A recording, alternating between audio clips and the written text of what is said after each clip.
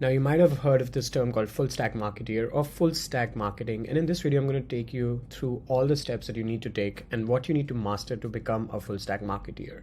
And basically, when someone says that they're a full stack marketeer, they're referring to the A3R3 funnel. So essentially, if you've mastered this funnel, then you've mastered full stack marketing, and you can work as a full stack marketeer for a startup or a business if you really understand how to execute on top of this funnel.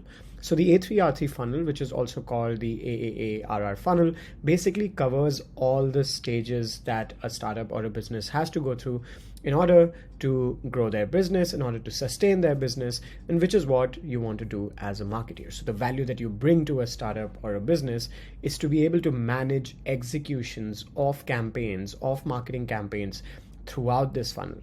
And many marketeers focus on one stage of the funnel, and a lot of marketeers focus on, let's say, the acquisition stage of the funnel.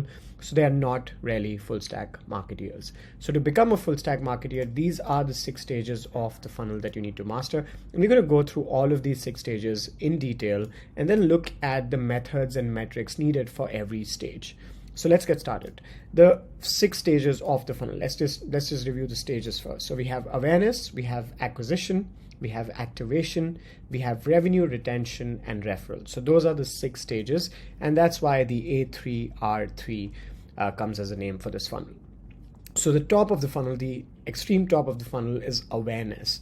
This is basically for a business or a brand to make people aware that the business or brand exists.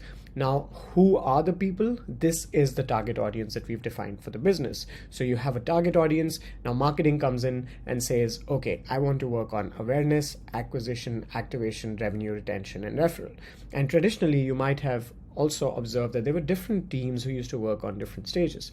So there was probably a team which was focused on referrals. There could have been a team which is focused on generating revenue, and this could be part of the sales team and not the marketing team. But as a full stack marketer, you're basically saying, hey, I can execute on all these 6 stages of the funnel. So let's start with awareness, okay? Now, first we're going to discuss the methods and then the metrics that you need to measure to see if the methods are working or not. So all of marketing is basically about experimenting all of these methods, assigning metrics to them, and then going back and seeing if it's working. Now, the methods to drive awareness for a brand or a business are basically 5. So there's content, there's SEO, SEM, there's word of mouth, there's influencer collaborations, there's drips. Now, this could be email drips, messenger drips, and so forth. Now, these are the common ones. Of course, there could be many more ways to make people aware about a business. You can go into the traditional marketing realm and basically come up with hundreds of methods to do this. When you look at the online marketing channels, these are quite effective methods to drive awareness. So creating content, for example, if you create content consistently on social media, let's say, you're now driving awareness. So you're reaching more people are seeing your content, and we'll see in the metrics what exactly the metrics are. But you're basically consistently creating content. Then you have SEO or SEM. Those are other ways that you can reach, your message can reach to your target audience. You also have word of mouth, where there's a bit of an overlap with referral, and I'll explain the difference. But word of mouth is where people are talking about your business or brand, and these people are not you. These are customers or potential users, but other people who are talking about your brand. And then there's influencer collaboration. So word of mouth could be from anyone. It could be from ambassadors. It could be from advocates. But influencer collaborations is specifically your brand making an effort to collaborate with influencers, and they are then talking about your brand. So the message is reaching to the audience of those influencers who you've selected carefully based on your target audience match with the influencer's audience. And then finally, the email drips. Let's say you have a really top of the funnel email capture wherein you're educating your customers about the industry that you're in or what you're working on, and you're sending drip campaigns. Maybe you have a free course that your users can take to learn from you. So you're educating them, making them aware. These email drips I'm not talking about selling the product or any sales drips. I'm just talking about educational aspect in the space that you're in. So those are different methods that you can use to drive awareness. Now we go back to the metrics. So what are the metrics for awareness? So we have reach and impressions, we have clicks, traffic, and visitors. Very straightforward. Awareness is when people are able to see your message and then they consume your message, and they may also click on your message. They may click on a picture that you have posted, for example. They may click on a link and then eventually become traffic to your website, or they may just become visitors, in general visitors to your message, to your content. They don't have to be visitors to your landing page. So that's the difference here. They could even just be visitors to your social profile, and that's awareness, to your brand profile, and that's awareness, to the founder's profile, and that's awareness. So this is a way that you spread awareness. Now, some people might say, hey, traffic to a website could be acquisition, but no. So we are talking about traffic to your, not just traffic to your landing page, but maybe even just to your social media channels. Also, if the traffic is pixeled and if it's being used for your lead generation process, then yes, there could be an overlap between awareness and acquisition. But right now we're talking about extreme top of funnel. So why is awareness important? You need awareness before you can acquire users. Maybe you are defining a new industry. Maybe you're a very unique product where you actually need to educate people before they can buy from you, or before they can even consider your solution. Maybe you have a solution to a problem that people may or may not know that the problem exists. So they may not know that they have the problem, right? A lot of apps that we have today, which are very popular, if you think about it, you may not have obviously thought that this is a problem or a missing feature in people's life. TikTok, for example, is a good one. So you might need to spread awareness first. Now, let's go back to the funnel. So we've discussed awareness. Let's move to acquisition. Now, acquisition is basically done through calls, chats, webinars, lead magnets, promos, giveaways. Those are the common ways that you can acquire users in your funnel. So awareness is just letting them know about your message, but acquiring is now you're letting people in to your business. So of course, not everyone who is aware about your business will become acquired, and that's why it's a funnel. So it funnels down. So you'll have a broad top of funnel with a lot of people who might be aware, and then fewer people from those who are aware will actually become acquired. And these are the people you might want to have calls with. You might be DMing them. You might be hosting a webinar where these people are attending the webinar. You might be creating free content or giveaways, which are lead magnets for these people to share their personal information. So you can then maintain a one-on-one relationship, a one-on-one contact with these people. So if you look at the common theme here, with all of these methods of acquisition, you actually have direct access to the user. So you have direct data of the user. So now they have been considered to become acquired. And how do you measure that? What are the metrics for acquisition? So you have inquiries. So let's say someone lands on your website, fills up a contact form. That's an inquiry that the person makes. You generate leads by whatever methods or channels that you use. Let's say you connect with people on LinkedIn and then send them to a landing page where they can get a free copy of your PDF or whatever. People to your newsletter subscribers are acquired. People who have downloaded a case study from your website are acquired people. People who have signed up, like I said, to a webinar, for example, are acquired users. So those are the metrics that you can use to measure how many acquired users you have. And that's the acquisition phase of the A3R3 funnel. Now we will go to the activation phase and try to understand the difference between acquisition and activation. So the methods here for activating a user, you've already acquired them.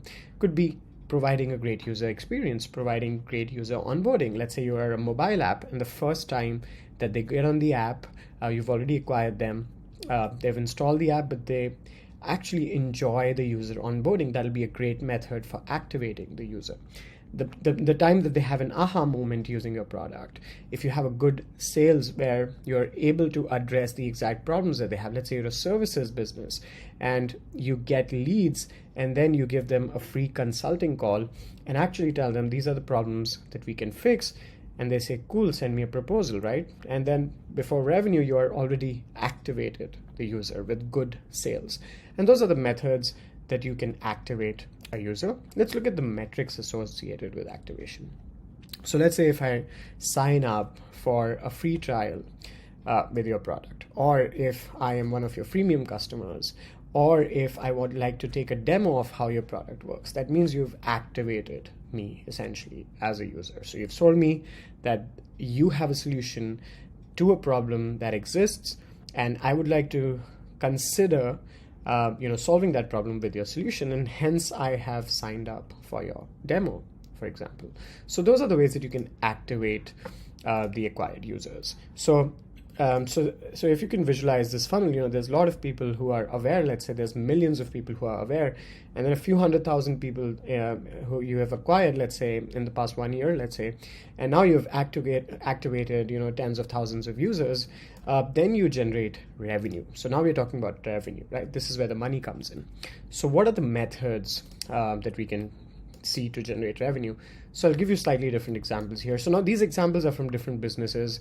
Every stage, I've picked up examples from different businesses to have as much diversity as possible for this video. So abundant cart flows and checkout flows are great examples for e-commerce brands to use as revenue methods. So for example, I come on your product page and I like the product. I've probably clicked on your ad. Before that, I was told by my friend about this brand, let's say, for example. So I was aware, I was acquired, I got in, I added the product to cart, so I'm being activated. And now finally, you send me an email which says, hey, you forgot your product in your cart. Let's say I just added the product in cart and I did not complete checkout, which is a very common thing with e-commerce. And then you send me a mail, hey, you've left the product in cart, come back, complete the checkout.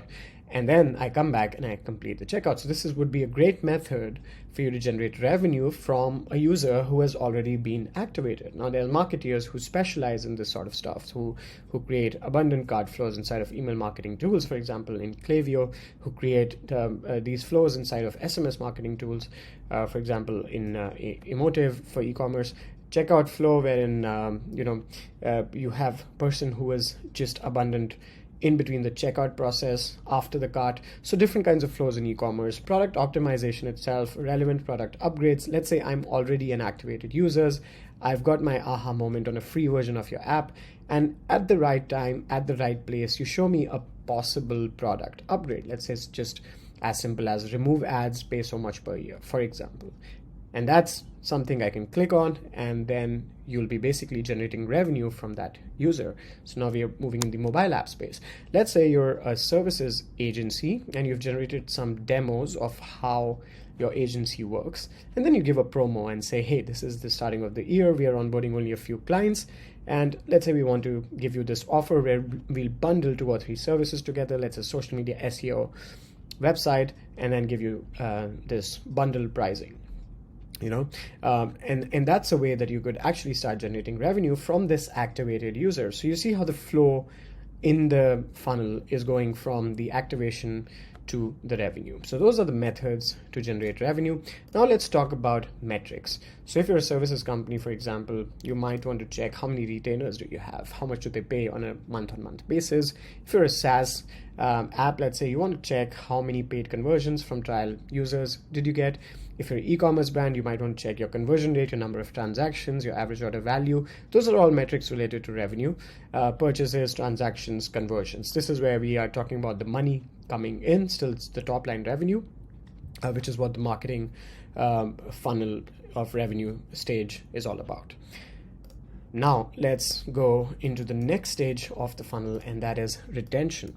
So you have made money from this user, you want to retain this user, you probably want to generate another sale with this user. If it's a retainer, you want to keep them going on your retainer. If it's a SaaS, you want to avoid churn, you want to keep the customer with you. So what are the methods? Email retargeting, right? SMS retargeting. So let's say now they've made a purchase, for example, e-commerce again. They've made a purchase, you want to keep in touch with them via email campaigns, via SMS campaigns, via push notifications. Let's say you're a mobile app. Push notifications are great for people to come back on your app. So whether they are free users or premium users, you've already made revenue from these people. You want them to keep coming back because you want them to use your product, because if they use your product, they're going to find value in the product, and hence will they actually be retained, and hence will they pay again the next year or the next month and so on. And that is what retention is all about. Now, if you think about it, a lot of marketeers focus on the acquisition, a lot of marketeers focus on revenue, and there's a very few marketeers who especially focus on retention. And that's how you can stand out as a full stack marketer, because you can execute on all of these stages of the marketing funnel. right? In-product upgrades is another one.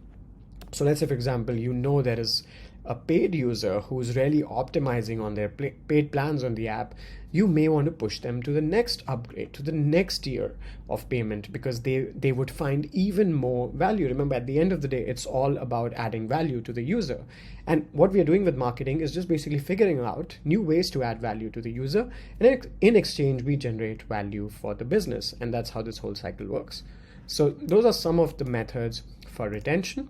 Now let's come to the metrics that we measure for retention. So we have the contract renewal rate. So let's say if you have a services business and now you have a client, you got a contract for 3 months, you want to see if they're renewing the contract every 3 months, right? If you have a monthly contract, you want to make sure that the client is renewing that. So you want to submit proper monthly reports, show them what's happening with the channels that you're handling and so forth, and show them that you're able to add value.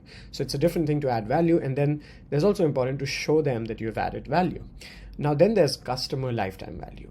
So let's take an example of Starbucks, for example. Like Starbucks spends a lot of money in acquisition and they hardly make a few dollars on the first coffee that they sell. But it's not about the first coffee. They can make thousands of dollars in customer lifetime value from their best customers. So hundreds of thousands of dollars even from their VIP customers.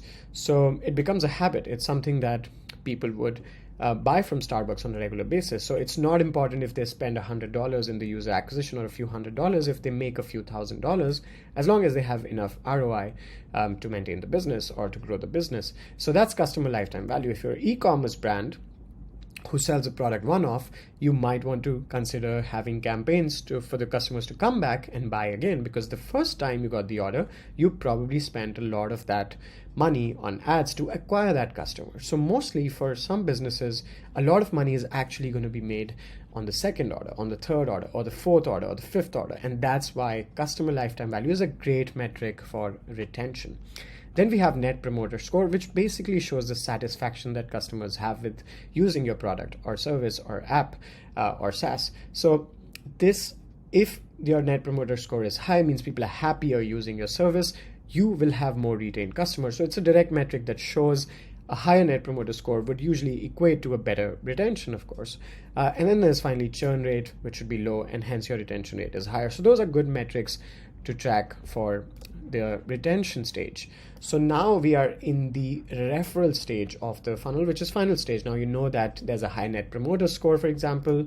Now you want people to refer other people to your business, which, by the way, feeds back into the awareness phase. So you're using referral to make more people aware, and hence this could be a self-sustaining system as long as you keep putting in the effort on all stages of the funnel.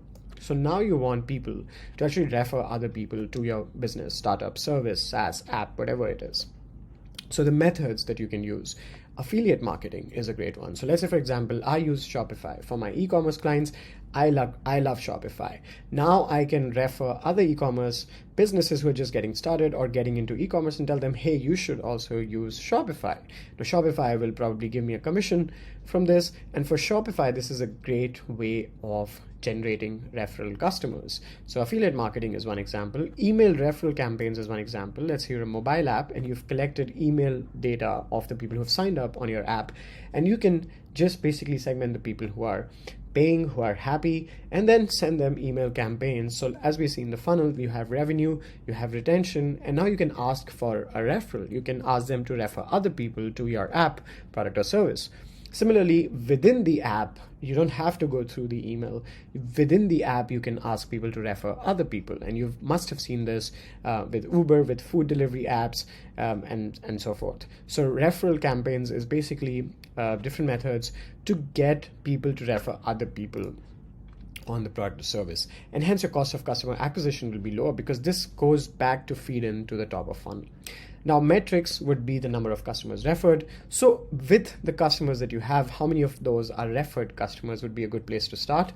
Looking at measuring how your referral campaigns are working currently. How many people are sharing your app, product, or service on social media? That's a good one, which is not a direct result of the referral program that you're running, but maybe a result of the Net Promoter Score, maybe a result of customer satisfaction overall, maybe a result of the aha moment, the people finding that this is an app that their friends or family or colleagues would like to use. Slack is a great example of that. It could be inbuilt product referral systems, but it could be also external product referrals or external service referrals, which is why social listening is important, where you can listen and see what people are talking about you on social media. Are they sharing about you? Are they referring other people about you outside of your product? Which could not be that easy to track, but with social listening tools and specialized agencies who do this, you'll be able to get that data as well. So those are the metrics for the referral stage of the marketing funnel. And that completes the 6 stages of the A3R3 funnel, or which is also known as the AAAARRR funnel. Now, if you have heard of AAARRR funnel, that's the pirate metrics. A3R3 is basically adding the awareness stage, because that's a essential stage for a lot of startups who are developing something, something new, let's say, where they have to educate the industry, educate the user before they can actually acquire them. So that's awareness, acquisition, activation, revenue, retention, and referral. And as you execute campaigns in all of these stages of marketing, you'll slowly become better and better at it. And then you'll be able to call yourself a full stack marketeer. But the starting point is this: for you to understand what it is that you need to really master specifically to actually become a full stack marketeer. And this is what the video is all about. So thank you so much for watching. And if you have any comments, just let me know, leave them in the comments, and I'll be happy to answer your questions. I'll see you in the next one. Ciao.